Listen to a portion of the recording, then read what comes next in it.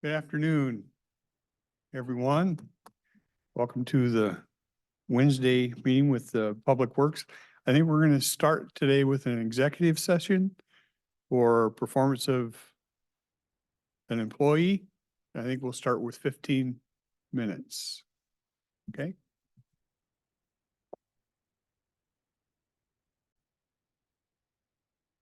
Okay, we're back from executive session, no decisions made. Susan, I understand you're going to start with private roads. Mike says he's taking off. He's on the road.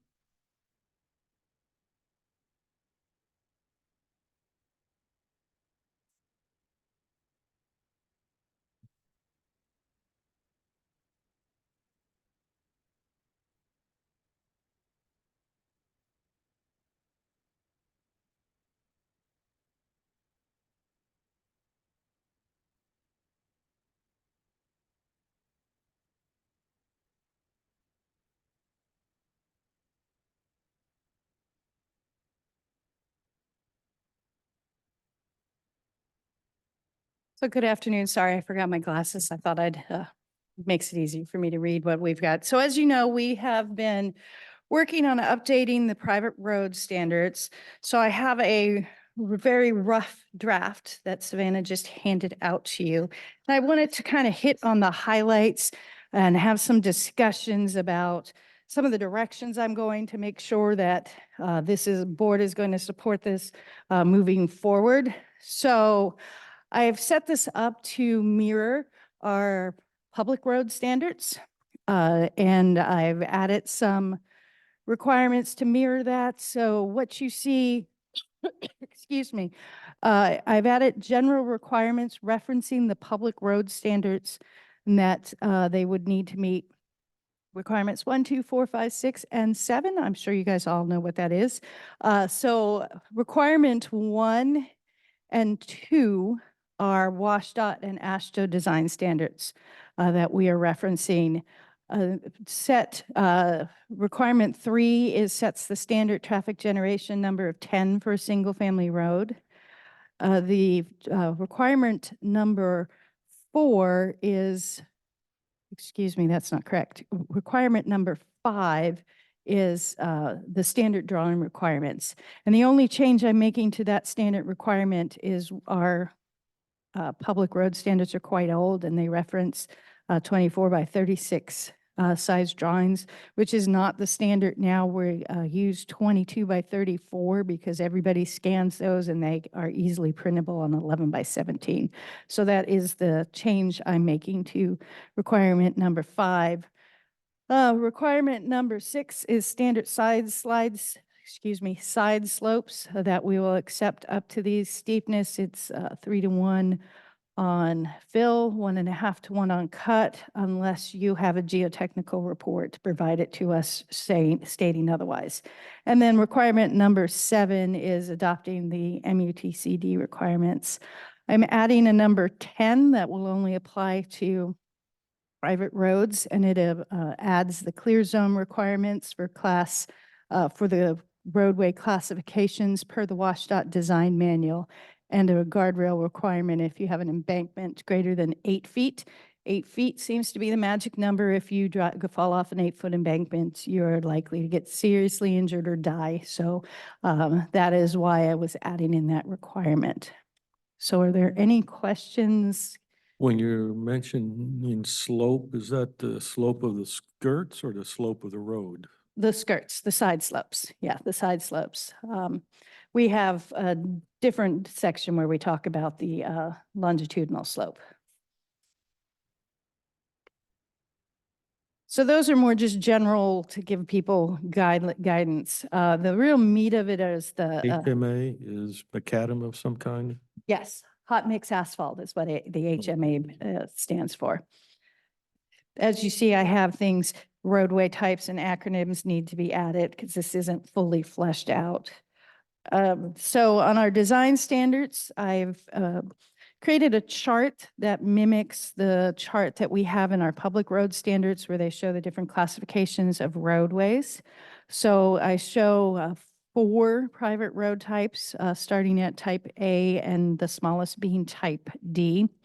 The changes in the roadway types, type A, I reduced from, changed from 20 to 50 to 20 to 40 lots. That falls in line with some breaks in the design standards in the AASHTO book. Type C changes from 3 to 9 to 5 to 9. And I added a type D classification of roadway, which would be 3 to 4 driveways, and it drops the driving surface width to 16, so it's just an oversized driveway. And that is one of the conversations I wanted to have with you all, if you wanted to keep the type D type roadway, or just make that a shared use driveway meeting the same standards that they use, which is fire district approval for shared use driveway. Explain the nuances of one choice over the other. So a shared use driveway, let's say you were on Rose Valley Road. So all of the lots, if you had a shared driveway, your lot would be 201 and 203 Rose Valley Road.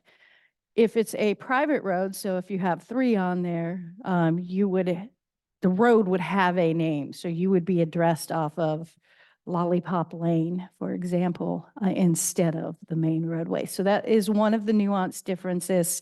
The But Lollipop Lane and then a number after that? Yes, so you'd be 123 Lollipop Lane and your neighbor would be 124 Lollipop Lane. Okay. So that would be one of the nuanced differences. Once you hit 3. So the alternative is if we drop the type D class roadway and make up to 4 lots a shared driveway, which we have some of these throughout the county where we have what meets our private road standards because they're serving 4 or more lot or 3 or more lots, but they're old existing ones, and they're all addressed off of whatever the parent roadway is instead of having a private road with the name. And a lot of times you'll see a little sign out there with a whole list of addresses. So that has been one of the discussions and concerns with people of why do I have to go to all the expense of a private road when it's a shared driveway? So that was one of the ideas I wanted to bring forward, of either making it a really small classification where it's a narrow road just to meet fire standards, has a lower, much smaller easement width on it, that would be wide enough for a shared driveway and the utilities. So that was my logic. I can go either way, whichever is the pleasure of the board. If it's something you'd like me to discuss with BPAC and bring back their recommendation of the type D, or just doing shared driveways and get Mike Wilson as the fire official's input. Just a couple of background questions. So let's say we pass this and there are changes of some kind. Are they going to be applied to extant properties, or this is only as changes are made in properties? This is as changes are made, just like our current standards are applied when changes are made. And so there's no way for you to compute an aggregate cost for whatever we select. So I could do rough cost of what it would be to do a 12 or 16-foot driving width versus the 20-foot driving width, come up with a rough number, but, like Yeah. per linear foot. Let me write that down. Okay, thank you. Susan, can you share a little bit about this? The big problem you're trying to solve with these additional rules and regulations? So what I'm trying to solve right now, so our existing, and I thought I had grabbed them, but I didn't. So our existing private road standards, we get a lot of comments. There's a lot of confusion. They're very vague. A lot of these requirements that I'm including in here are either what is in there that they can't interpret and are up for discussion, or are things that we're standardly requiring as it is. So by private road, you're talking about this addressing function. mean, at 5 lots being served, or are you going down to 3 or more that you have a private road, so you have addresses? So the addressing issue is different than the actual construction If issues. you have a shared driveway, there's not you don't get a special road. Correct. Okay. Okay, I might have muddied the water by That's bringing the- that up. Another question from a private road, we've got the standards that you show us here. That's on the first day that the road is inaugurated. Then is there implied maintenance that, because at some point it'll deteriorate if it's not maintained and it won't meet standards? Correct. And there is a maintenance agreement requirement existing, and it is going to be brought forward in the new standards. It's in a later Okay. page. But it's not, I haven't fleshed that out. And it's basically going to be the same requirement as if you're building a private road on a short plat, you need to have a maintenance agreement set up for everybody who uses it so that it's properly maintained. There is an exception, let's see if I have the exact wording in here. So the public road and street standards do not govern the routine maintenance of private driveways and private roads, including associated ditches and culverts, as long as said maintenance does not expand the driveway or road surface or adversely impact adjacent critical areas. Routine maintenance includes without limitation grading out potholes, resurfacing, mowing, reestablishing the original ditch lines, so that they do not have to come back. If you're doing any of that kind of work on your private roadway, it doesn't require a permit. And nobody watches what you're doing per se. And the other side is if they are required to have maintenance, are they required to perform maintenance, or who will file suit to If fix the you, road? if you don't maintain your private road, and it does not come to the county because Is not? it does not come to the county because of the way we set this up. that's why it's called private. That's why it's a private road. So they would file suit against their homeowners association or their neighbors. Okay, yeah, that was, I want to be sure, we are no longer responsible if the fire truck cannot get through there because you let the culvert collapse. Correct. Okay. And there is a standard note that goes on the face of those plats saying that the county has no obligation to maintain these roads. It is over, by this maintenance agreement. So, what about the pre-existing, the old logging roads that people are using? They've got a lot that goes back and forth. It's been there for years and years and years. And they've got plenty of property. They want to have a neighbor. So I guess my answer is going to be, that depends. So if it's a pre-existing logging road that, let's say before the year 2015, I picked a random date, that's not going to be the actual date. And there were 6 properties on that private road and only one of them had a house. And that guy owned all of those 6 properties. If somebody else comes in for a building permit on that road, whether it's named road or not a named road, it's a pre-existing lot on a pre-existing road. No changes would need to be made to build a house. Now, if you did some land actions, so land actions are what trigger the private road standards because you're doing a development. Just like anything else, if you're doing development, then you have to improve the infrastructure to reach it. And I am in discussions with building and planning on what's going to trigger, what kind of land action is going to trigger these requirements.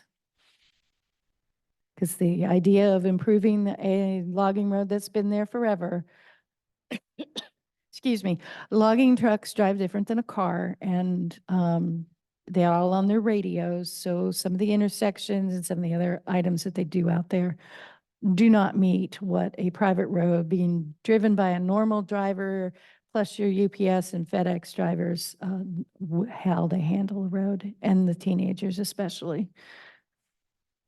In West Longview, there's quite a few folks living on private roads on Mount Solo, which is unincorporated. And folks that I know, it is a maintenance nightmare because somebody has to have the equipment to do all that work, and they generally don't get paid. So it's out of the spirit of goodwill. So is there a number of lots that triggers having a public road built? I know it's more expensive, but there's an awful lot of people that feed off of that, whatever that main Solo View Drive is, or. So our current standard reads anything that's more than 50 lots, 50? 50 has to be a public road. My new proposal says 40, and that obviously is something that we'd have to discuss and approve. So we have quite a few. So we have Mount Solo, we have Walker Road, which is another example of tons and tons of lots off of a spaghetti private road system. I will admit, I live on a private road and we are close to 40 homes out there. Well, 40 lots were not built out yet. As the maintenance, as you say, maintenance is a mess. I was one of the first homes built out there. And for the first 10 years we lived out there, there were 6 of us. And it was a very congenial, everybody paid their annual dues. A couple of guys that lived out there had their tractors. We'd buy a couple loads of rock and they would on their spare time go spread it out and fill the potholes. And since we've started filling up, that a lot of that spirit of goodwill has gone, and it's harder to do the road maintenance now. We do have a very strong road maintenance agreement, so we do have ways to enforce it, but it can be a nightmare because if you get one holdout, it can become a problem. Does Clark County allow private roads? Yes, Clark County allows private roads in certain situations. And a lot of these details that I have in here are very similar to Clark County and Lewis County's private roads. It's kind of a combination of what we have existing and what those two allow that I've been pulling together to make this draft proposal. One of the big things that Clark County's allowances, they have because they're Growth Management Act County, they have a very robust transportation plan. So it limits some of the locations where you can put private roads because of their circulation plans that they have in place. Thank you. Couple things, and I don't recall the name. I hate it. Remember the 2 sisters that were building the lots? Mm-hmm. And they were in a couple times because one where it went down, and then we had to do some stuff on the road frontage. If they were going by this plan, would they have still called me? Maybe. So by this, and I'm going to qualify my maybe. So by this plan, it wouldn't have been quite as wide of a road, but the whole turnout issue, which is a fire department requirement, would have still been in play, which was one of the big issues that we had to work through, where they were putting their turnaround.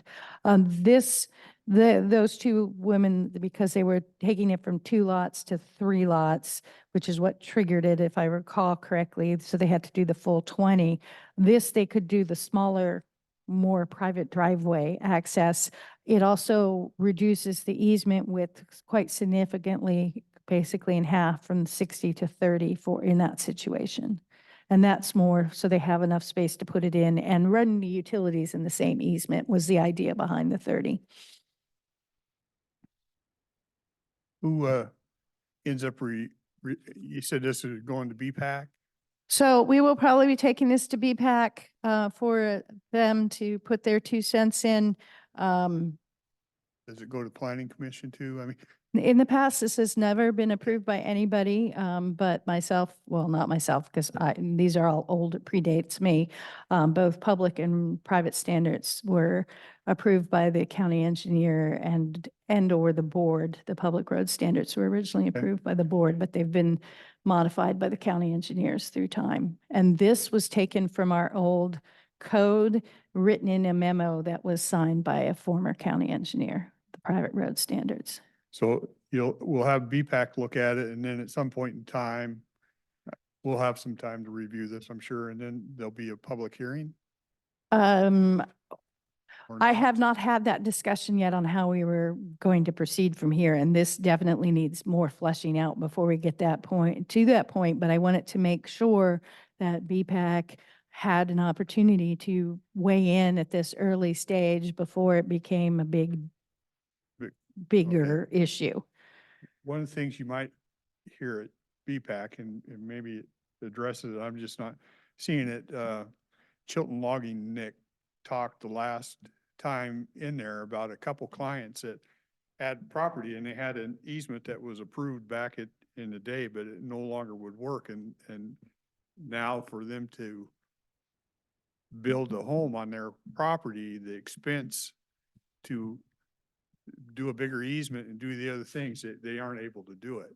Do we address any of the stuff that was okay back in 1990, but So some of that would be more of addressed as a policy issue more than what our actual design standards are. And we are going to include, and it's not in this draft yet, because I wanted to review a couple people's deviation policies and how we would work that up to how we could accept changes from our standards. how we protect these people that did it legally at the time, and we've changed, not them so much. So, yes, but that's in there. One other thing I wanted to bring your attention to, which is an addition that I'm adding to protect people who are buying on these private roads. It's in the stormwater section that I've written out here. There's item number 3.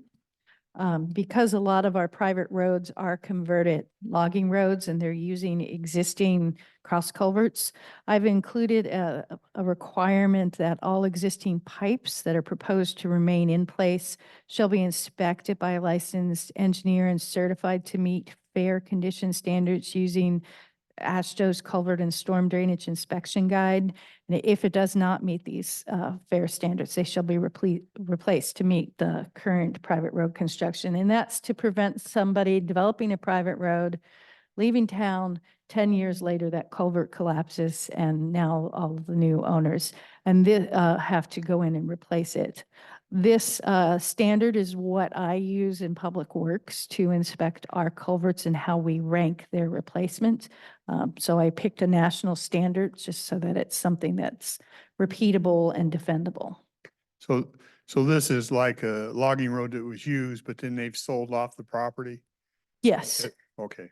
And Because so. I access easement through Sierra Pacific to get to actually my property, they had a culvert, but the state made them change it out. That wouldn't be my responsibility because it's their road. Correct, but if it's one of these private roads with the maintenance agreement, depending on how the maintenance agreement is written, everybody who uses it would have to I'm the contribute. maintenance agreement on my road. Yeah, and in that case, if they wanted to discontinue the culvert and for some reason, do the ditching that you see sometimes on logging roads, they wouldn't be able to do that because he has an easement? If Wouldn't he- be able to take away my access. Yeah, if he had his access easement, that they couldn't do it. Not stopping you, they're just not maintaining it. Yeah, I should actually send them a bill because part of the road that I fixed and rented a big machine for was their road, Yeah. but I'm the one that, well, I'm not the only one that drives it, but the families that live up there drive it. So another scenario is, let's say I've got 100 acres and I want to put my house so far away. How long is the driveway? If it's just you, one Just- parcel, Just I. your driveway can be as long or as you want it to be. And I don't have to provide a turnaround for the fire trucks or anything like that? Now, that I couldn't answer. That would be a Mike Wilson question. So because That's not mandated in here. no, it's not mandated in here. Okay, thank you. You probably would, Arm, because I'm at the very end. My place is at the very end and they had to have, and I do have a circle. I've Mhm. actually had a semi truck with a trailer up there to know that it can go around. So they do want you to be able to have that. Yeah, I imagine. So I was thinking in a semi-ideal world, somebody could build whatever they wish there and in whatever manner they wished and say, no, I don't expect the fire trucks. I don't expect this, don't expect that. And, just leave me alone. Let's say I'm Amish and I don't want to have anything to do with you. Wow. And chances are you would not ever go to Susan's office to ask. Yeah. You just do it. You just do it. And You know, I don't, think, I don't disagree with you. I think that's, if they want that, that's their right and they can, if the insurance company says, we're not gonna insure your house because of this, well, then that, But they in the deal process- with but that. in the process, they end up raising a family. And they want to divide up the property so the kids Mhm. can still live there. And that's where you start getting into the problems. But you're saying the third house changes the rules. Yes, the third lot would change the rules. And, i- and the way to look at it is, it's not when it's mom and dad and the 2 kids or 3 kids. It's 30 years from now when mom and dad and those kids have passed away and now it's the grandkids and they don't have that connection to the land. They sell or chop it up. You do realize that there are a number of religious groups that encourage large families. Yes. And that could, by somebody, be looked at as being religious discrimination, making it difficult for their families to stay together. But Well, they could apply in the deviation section. I don't think they would want to be deviants. I think I would, these things would be much better for if it were all declared straight and and the title company could say, yes, but you realize, but title company isn't going to volunteer to do anything like that. Yeah.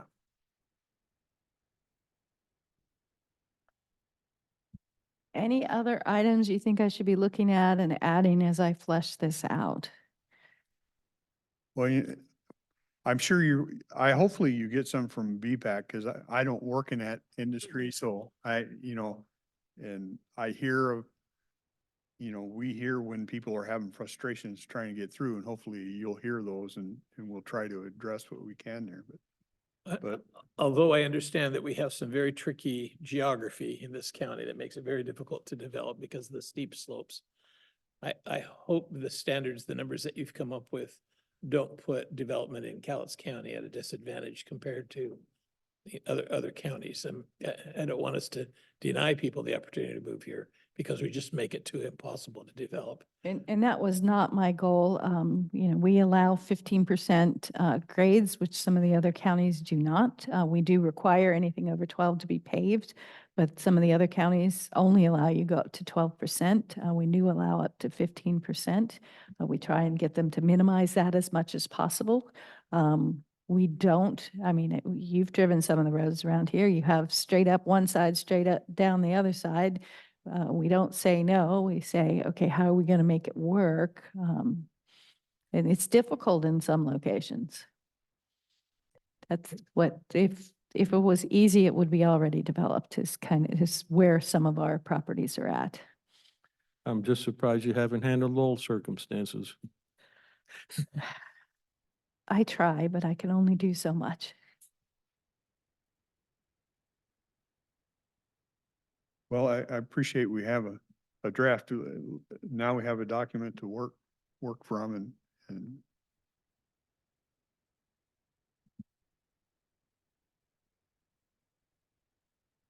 I'm just thinking of the few people that are on the table now.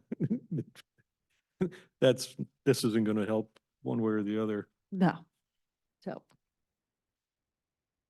Doesn't have to anything to do with converted RV parks.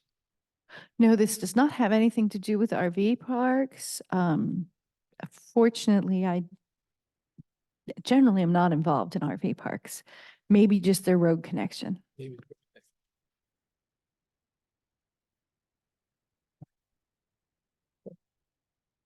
we'll wait to hear back. Okay. Next step. So moving down our agenda, unfortunately, I couldn't be here yesterday for your MPO discussion. And so I went back and I listened to it this morning because I had a conflict yesterday. Is NPO a typo?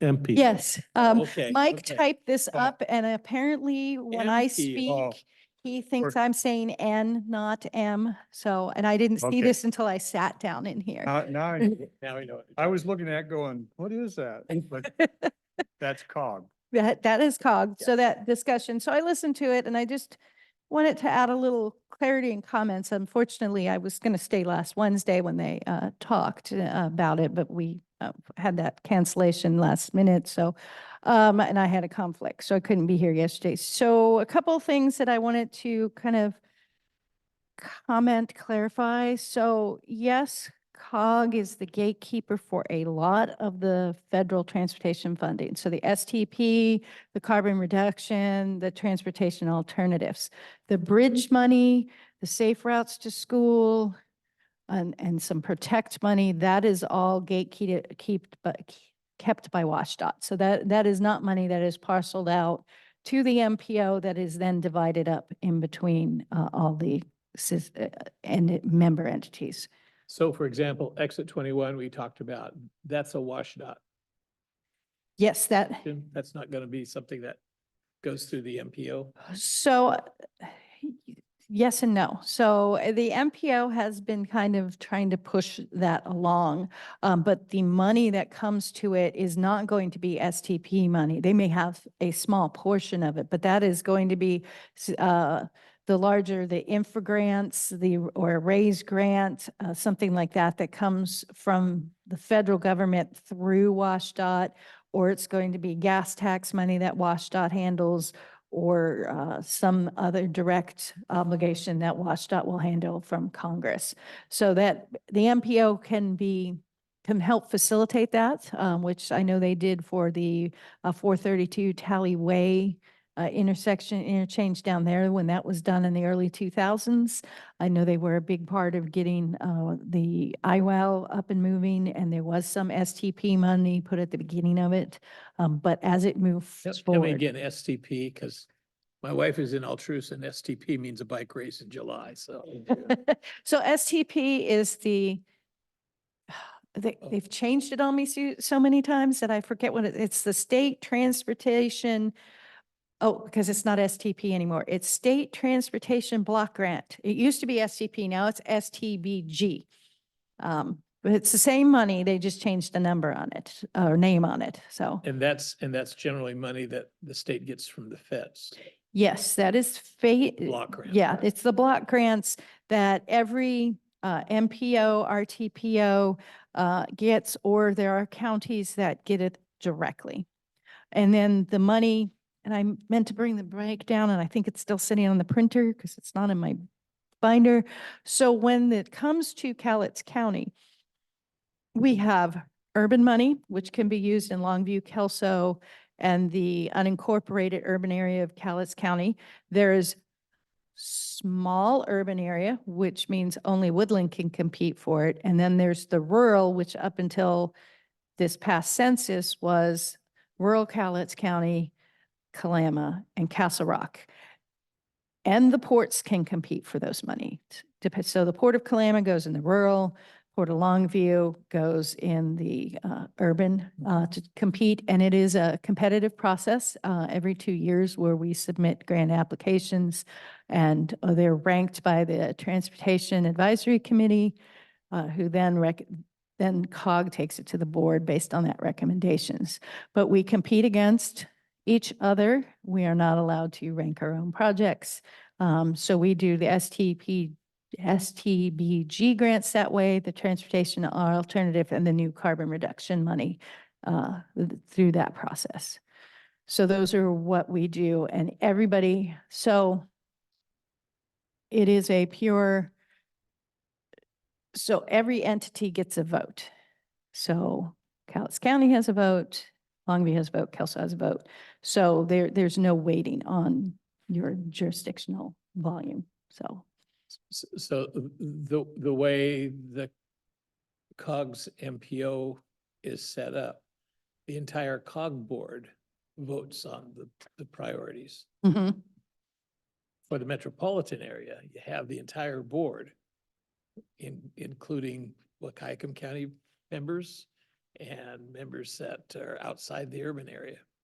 So that makes it kind of confusing, but I remember when that decision was made, there was actually a separate MPO board. And that consisted of elected officials.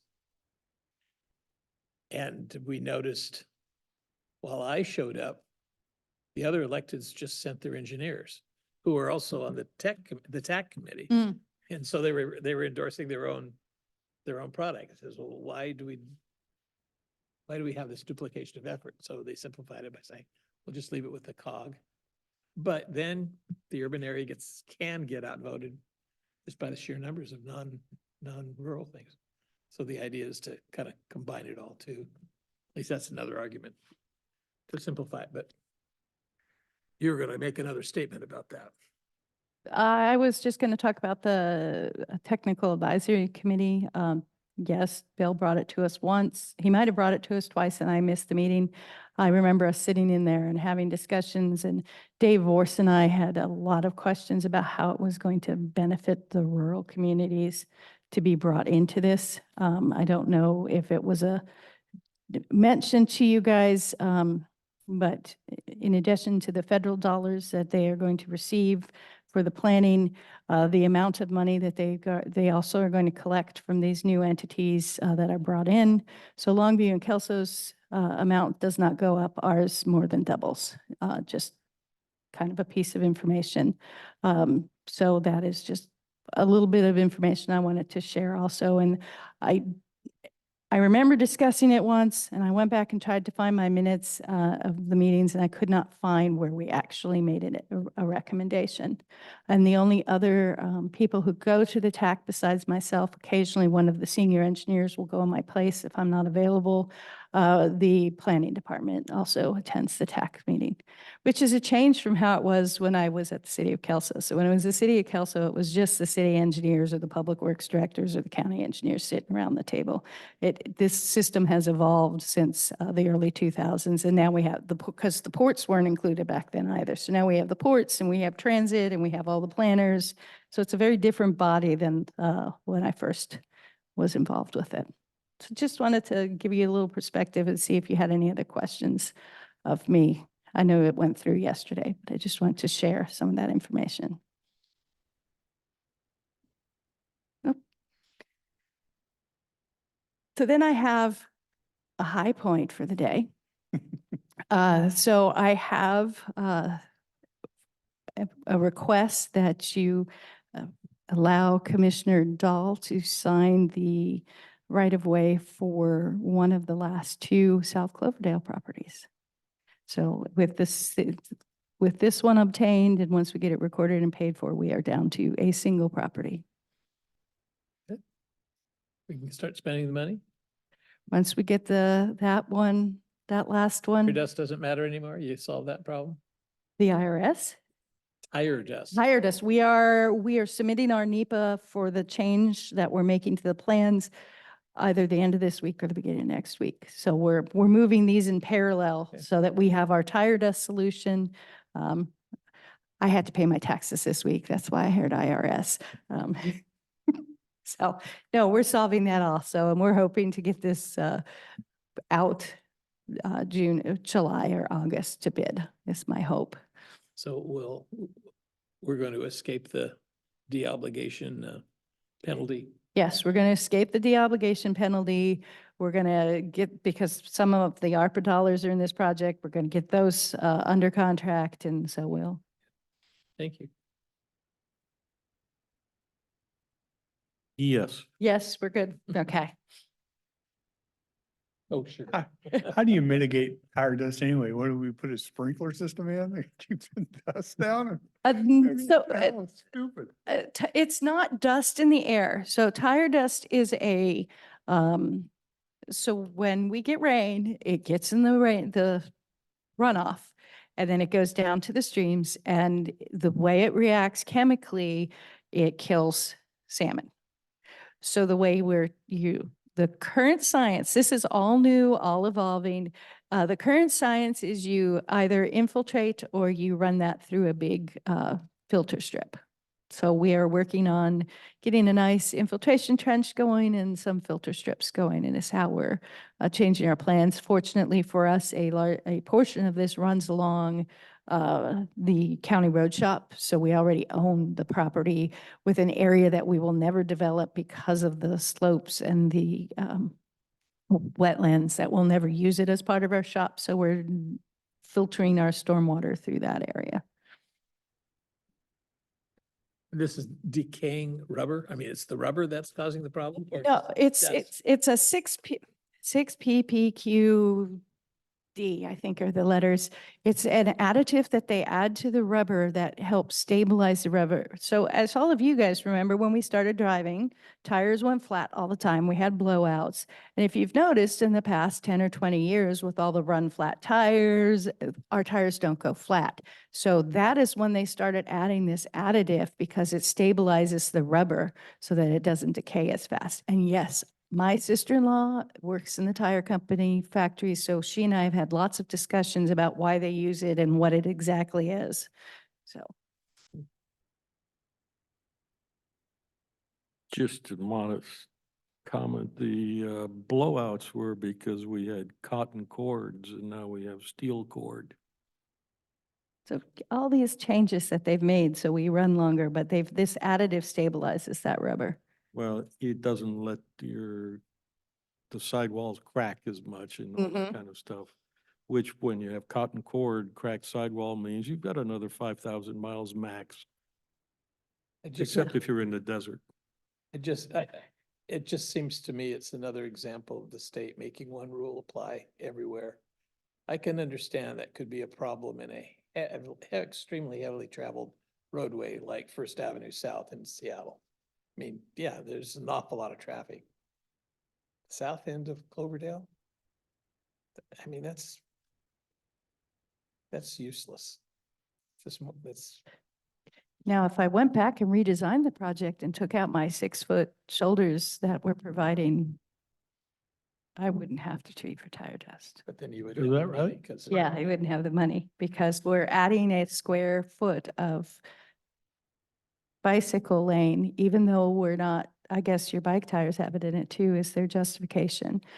Because it was, well, you're adding additional driving surface and we're like, we're actually narrowing the lanes and just putting wider shoulders in. So that was the argument as to why, and a whole slew of projects that were approved on NEPA. The same time we are all running around like our hair is on fire trying to solve this problem. I agree So- with my colleague. You never pass up an opportunity to encumber. So the bicycle people are causing this problem? No. Another factor there, well, how many miles did a tire last? Like in 1955, your tire had 8,000 miles on it. You were beginning to think you needed a replacement. Mhm.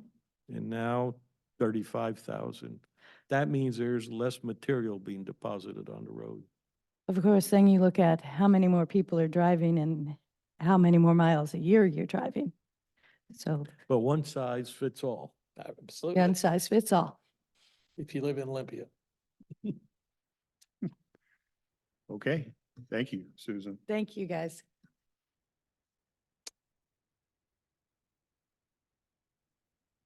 Savannah, you're a tour director now. I feel like it. It was a long 2 hours. Bailey and Kelly joined us on our USDA tour this morning. We call it USDA, or I do, but it was with our program coordinator, Kathleen Walker, who does the rural funding piece, and she brought her, we'll call her a staff architect. Do you remember her name, Kelly? I can't, I believe she's Ukrainian, and I couldn't get her name the entire time. But so she had a lot of valuable insight as far as kind of the lens that they're looking at the Hall of Justice through, which is very ADA accommodations, security, fire exit, safety.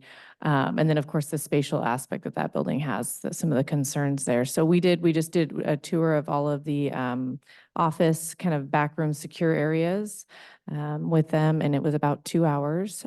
So next steps, we plan on kind of having a debriefing meeting via Teams with Kathleen and her team, whoever she'd like to include, and kind of go forward with what her thoughts are and comments are on moving forward. One update to share that I think is important is in our previous conversations, we talked about, what potential land could be utilized for another building, whether it's a new Hall of Justice or OPD or, whatever the next facility is that we would have to try to look at for county-owned properties that we currently have in our asset pool. And that would be, that 7th Avenue Fairgrounds area parking, which I also know the PFD has been looking at in their master plan. Unfortunately, that's in the city of Longview. It's not in the city of Kelso. And our rural funding dollars and loan opportunities would be specific to the city of Kelso. So we are kind of just working through some of those cogs with Kathleen and her team. She's been very helpful, but that's kind of just everything that's up in the air right now. So they won't be able to touch the south end of the Hall of Justice? Correct. No. I think we'd be okay because there might be some kind of grandfathered in type of but I don't know. I really don't. I mean, but that's something to consider. Could be a problem. Discouraging though, huh? No, I mean, their feedback, although not, I guess, not professional, I don't know, not their professional opinion, but was probably by the first half hour, Kelly, it was like, you guys need a new building. So that wasn't the professional report out or anything, but it was just, I think they were very, very surprised with how long people have kind of been functioning in there and the way they've been functioning in there for so long. I mean, I think a lot of people in that building, we already know it, we hear it, but hearing from others who have a different kind of viewpoint was interesting. Was Stacy polite? Everybody was very accommodating. I mean, we had a pretty good schedule and we were running late there at the end, but everybody was really great. So What is the best possible outcome? in terms of financial, like spending less, What are we vying for is really, right now, and I've been asked that a lot. Right now, we're trying to work with the resources that we have, which is right now, in my opinion, USDA and their funding opportunities in the best possible approach in answering that question. So I guess I don't have an answer for you. We're trying to see what it is that we need to get the Hall of Justice in a working, safe, space. And I don't know the answer to that. I don't know what the outcome is. yeah, I can't remember. The USDA is involved because they've got financing of some kind that they will afford us. Correct. It's either, it's a mixture, I guess, for lack of a better word, but it's also grant funds are available, but then there's also very low interest loan opportunities for very high amounts. And it can be for construction, acquisition of property, and rehabilitation of buildings. And we count as a rural. We count as a Area. rural area because it's in the city of Kelso. Got it. Longview does not qualify because they are not considered rural by the USDA, sorry, I should have explained that a little better in the beginning, which is why other properties that aren't in Kelso will be more of a cog for us to try to work through. No pun intended to cog. I think they consider it, is it 15,000 in population and below? Correct. I believe Kelso's 15,000 or around less. 11, Yes. So Kelso Right. qualifies. Mm-hmm. The only constraint we have is this admin building has to be in the city of Kelso. If The county seat. If I understand the rules, the superior courts have to be in Kelso. Or at least some. I know King County has satellite courtrooms around their county, but Yes. there has to be a superior court in the county seat. That's a constraint on the county seat. And so that's why in the Hall of Justice, it's the district court that's on the south end in the Longview. City limits Yes. go right through the building. Yes, that's correct. Yeah. Yes. That is correct. We actually had on our tour, an attorney point that out to us and she's like, and this building's in 2 cities. So it can be a jurisdictional issue. So it's always a question, is this a 1 bottle of scotch issue or a 2 bottle of scotch issue? 2.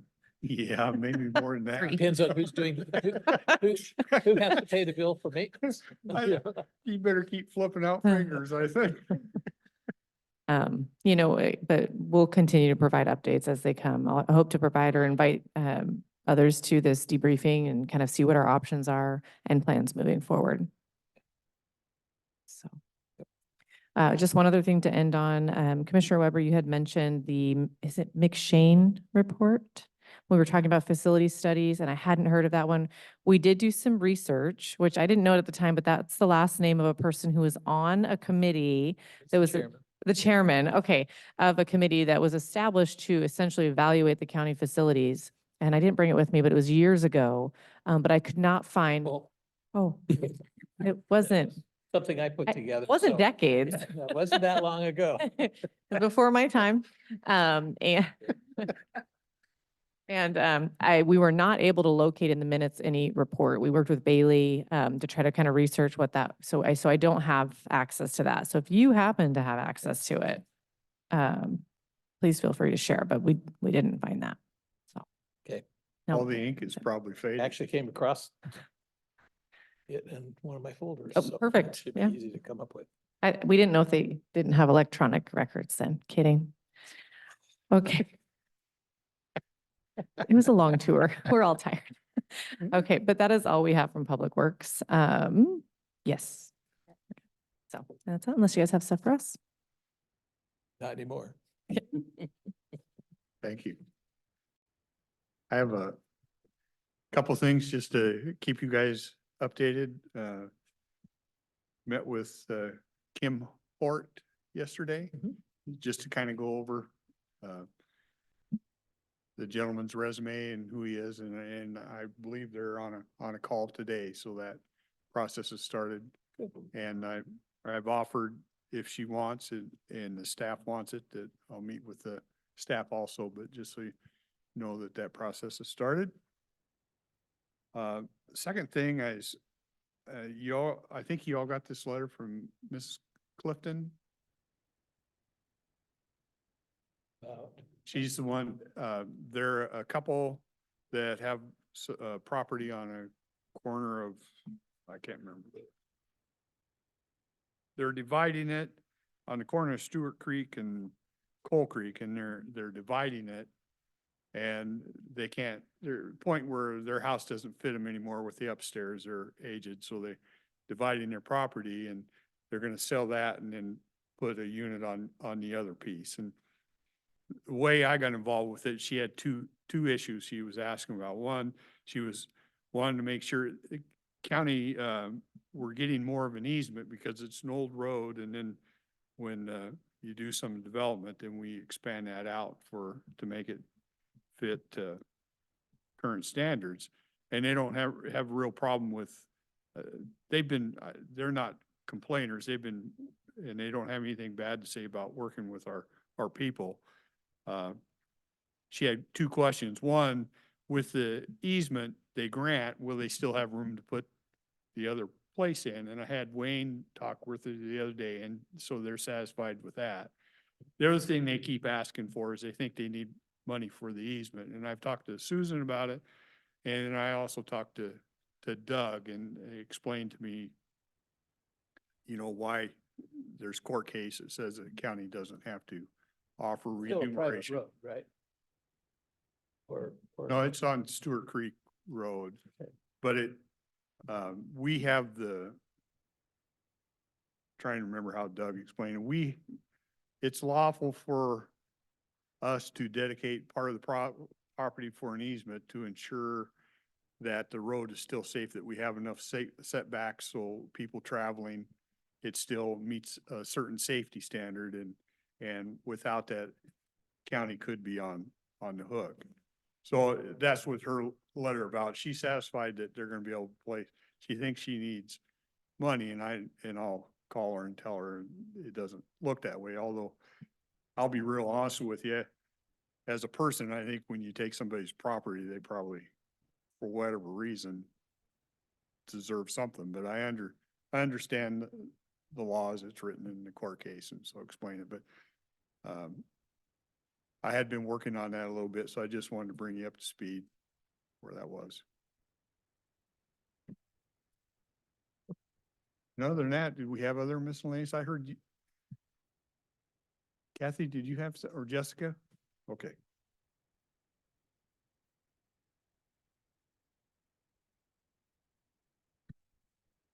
Hello, Jessica Warren, Human Resources.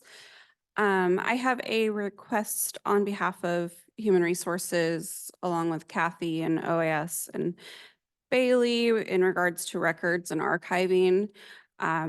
We would like to request a summer help to share between the three of us to help support getting up to date on our archiving, our records. HR has a lot of records that we just haven't been able to do anything with, that we need to start archiving and going through to help support that. I will have the budget for it because I have an employee who will be on unpaid leave for the summer. So I thought it was a good opportunity to help start that project. So it's a job that can be easily done in the 10 weeks during the summer, or? It's a start. I personally don't know how long it's going to take. I know we have our archive, well, we call them the archives, but all of our records are within our office. And then we also have them on the attic level of the annex building. And Fourth floor? is it the Of the fourth annex. floor? Yeah. So Used to be the museum. did it? I didn't know that. So there's a lot of records out there, a lot of personnel records that can, be archived and moved around and stuff so we don't hold on to those records anymore. And I know that there are risk management records out there as well that likely need to be gone through. And a lot of records that we don't need to even keep, Exactly. period. So they can be, Yeah. shredded and Mhm. disposed of. So my opinion is that it's likely a start to get us started in the right direction, but until we actually start the project, I don't have an estimate on, what that's going to look like. So a shared office worker amongst the, risk, HR, finance, Mhm. and who would be the supervisor? I'm willing to supervise the employee. And then, we did this a couple years ago, not specifically for this project, but OAS had the employee and HR and risk and finance all shared her, and it was really helpful to get us caught up on those tasks that, none of us have time for at the moment. Seems reasonable. Yeah. Yeah. When we went digital, we used Temp Help Summer to scan all these loan files and do it. So I think it's a great way to do it. Good. Thank you, Rather have Commissioners. your talent down where they're supposed to be. Yes, Yeah. So great. Thank you.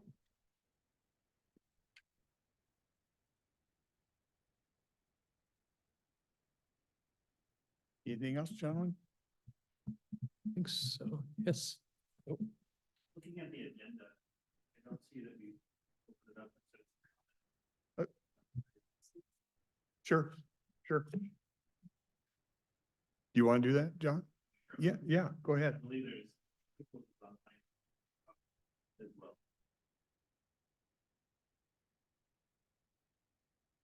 Yeah, am I unmuted? There you go. Go ahead, Chris. Yeah, hi, Chris Wills, Silver Lake resident. I just sent you guys an email, but I would like you to know that the online agenda posted has no semblance of what you guys have done today in your meeting. The executive summary or session was scheduled for last. There was public comment scheduled to occur. I would have loved the opportunity to have spoken just briefly to thank Susan for putting the effort in on that. But also specific to an issue that I think is quite enlightening surrounding Public Works. And I've now gone up the chain of command within Public Works, and business partner is there to speak on behalf of what we're faced with. And I think he's in the room, so I'm hopeful that you'll allow him the public comment space to do that. But I'll just go ahead and unmute myself at this time. And I don't know if you guys knew that the agenda was vastly different, but I'm quite surprised that it appears from the picture I was sent with the agenda is significantly different. So from a time perspective, I've been on the call for, an hour and 45 minutes or whatever it is, hour and a half. So I don't know why that is, but I'd appreciate maybe some consistency with that. I don't know why that happened, if it's a one-off or what it is, but it was totally different than what you guys have gone through today. So I will stop talking, but John hopefully will speak on behalf. Okay.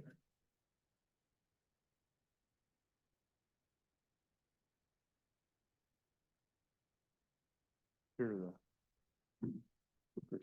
you go. Thank you, commissioners. What I wanted to share was just kind of our experience, what we're going through. So you're aware of it. And so we started a project out in Cardinal Loop. You all three were involved in our comp plan amendment. And this process has taken over 2 years. So we're getting ready to go to market with this property. We tend to be very proactive to try to come to you, come to the county, work through issues ahead of time so that we're not caught, for lack of a better term, with our pants down, because that costs us time and money. And the issue that we're faced with right now is we bored under Cold Creek, bored under Carlin Loop, brought in public water, cold patched it because of the weather in March, have now come back in, May of last year. So apologize for the dates, but we're trying to fix the road now. Worked with Public Works, worked with Ian. He via text said, I am the point of contact for all repairs. Started the process, worked with the paver, completed that on Friday of last week. And now, if you want specific dates, on 3/6, Ty said he was the main point in contact moving forward with the repairs and the patching on Carlin Loop and Coal Creek.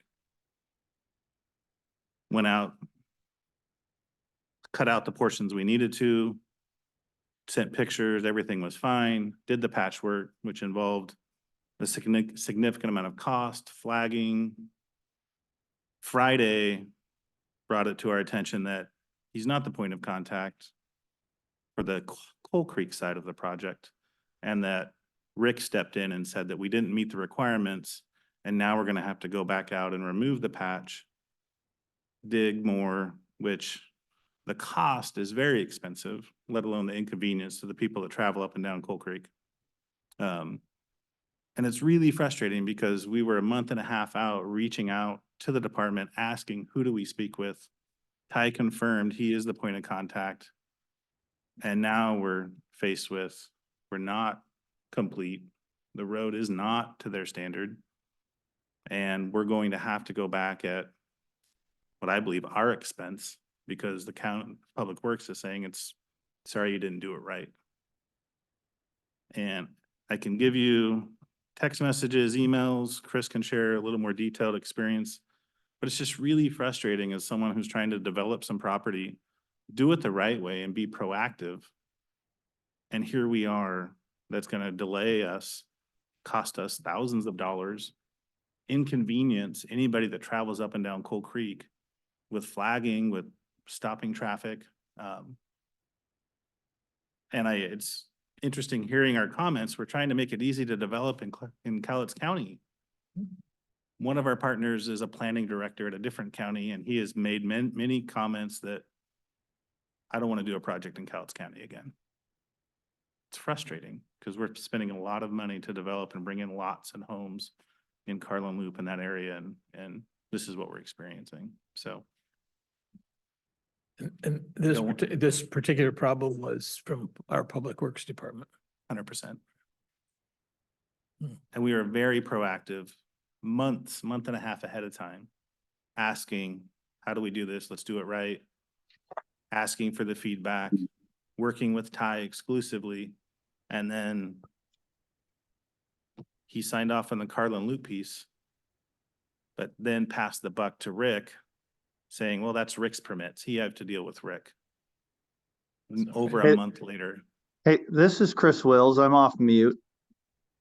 And I'm going to add a little bit of depth to this, commissioners, and I wish that Susan was in the room because I have gone to Ty, I've gone to Rick, I've gone to Gary Gonzer, who's their supervisor, and Gary just emailed me 3 hours ago, standing by.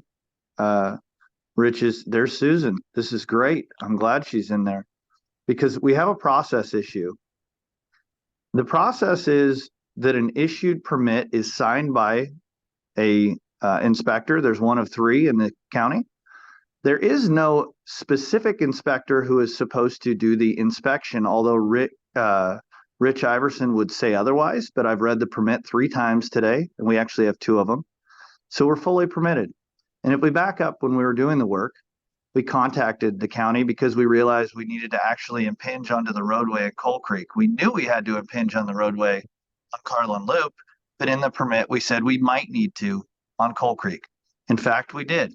At the time, we installed Cold Patch, but because our comprehensive plan and private road was not approved, the county staff said we could wait until we did the road approach for the private road, which we just completed on Friday.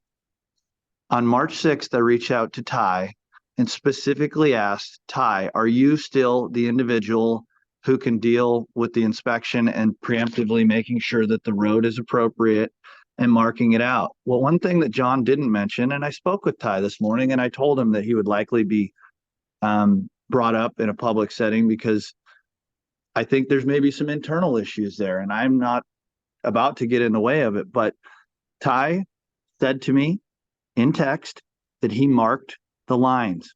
There were markings all over the road. What Gary Gonzer just sent me an email of is that we should have been able to discern the pre-marked lines from back in March of 2023. March of 2023 on Coal Creek that have been driven over. I asked via text to Ty to remark and X out the lines, both on Carlin Loop and Coal Creek. He only did Carlin Loop. I called my contractor yesterday and I chewed him out for not doing what he knew was right. And he said, Chris, you had fresh paint on Carlin Loop. You had no paint on Coal Creek. I removed the patch that was Cold Patch. I replaced it with HMT or HM, whatever it is, the hot mix, the asphalt that they're supposed to put in and replace it. I don't know what more we as applicants or as people doing projects can do. I'm besides myself on this. And you can tell in my voice, I don't know how to deal with this anymore. And to get Gary Gonzer sending me an email sticking by this is just unbelievable to me. I just don't know how more to express that this inconsistency in the way that business is being done is impossible to navigate. Impossible. So that's all I'm going to say. I don't know what more to do here. I'm sure Susan's going to say, call me. We need to talk about this. I'll come in for a meeting.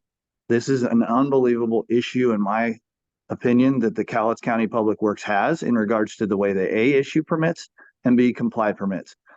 Because they're telling me that I need to call, which I did. I texted. I feel text is just as good as call, if not better. Sent pictures an hour after all the asphalt's laid. I followed through to check if it was okay on Monday. To be told a gentleman that I didn't know needed to be involved yesterday morning. To get an email in the afternoon that said I need to bring a $3,500 paver and flaggers back in to do a 2x2 cut in Coal Creek.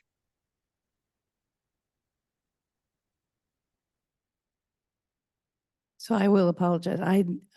This is the first I've heard of this right now, so I've been very busy. And yes, let's set up a meeting. Send me an email or give me a phone call. We can set up a meeting next week and we can talk about it and I can work on internal processes. I know one of the things I have wanted to get to, in addition to private road standards, is our actual permit and how we're following through on them. But yes, please call. We'll set something up next week or the following week when we can get our schedules to meet and have this discussion. I'd Yeah, the very much problem with- like to hear it. The problem with the delay in time, Susan, is A, availability of contractor, which he Mhm. said if he has to come back, he'll come back out. And B, one of the biggest problems is that we had a private road permit issued, which Ty apparently has the authority over.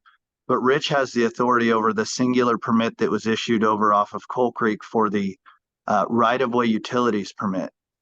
So that's where the issue came in, is that Ty apparently can double up, but not double up under certain circumstances. I don't even understand. I still don't understand.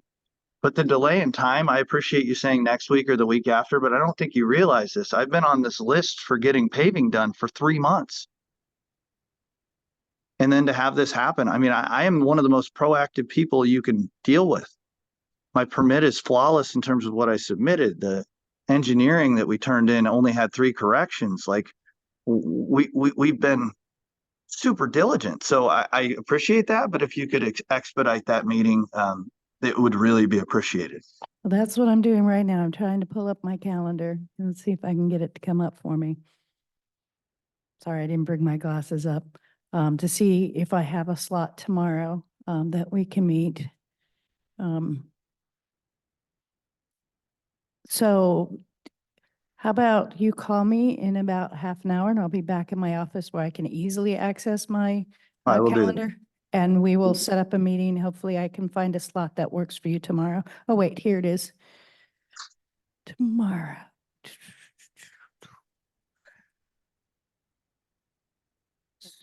Oh, that's today. Tomorrow.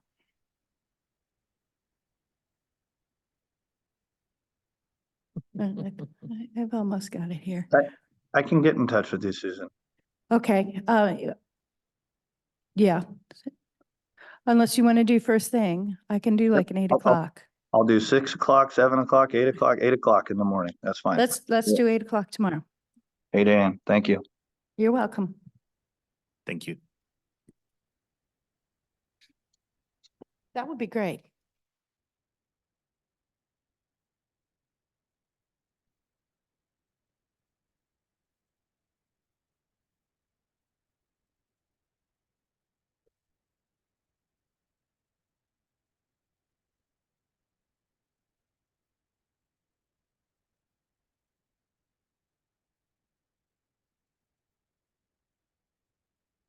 Anybody else? Need any more hands? Nope. Anything else, gentlemen? Okay, we will adjourn. Thank you.